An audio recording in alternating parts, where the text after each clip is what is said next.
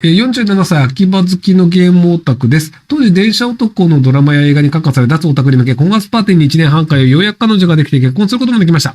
その後、子供にも恵まれ、家族でたくさんの思い出を作ることができました。今は妻が子供を連れて実家に帰ってしまい、離婚に向けて調停中です。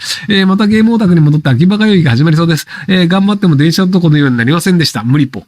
別にでも子供できたからいいんじゃないの？別に電車男もその付き合うまでの話で、その後電車男さんもなんか子供できて離婚してるかもしれないので、なのでまあ途中までうまくいって、今うまくいってないと思うので、頑張って再婚してください。はい。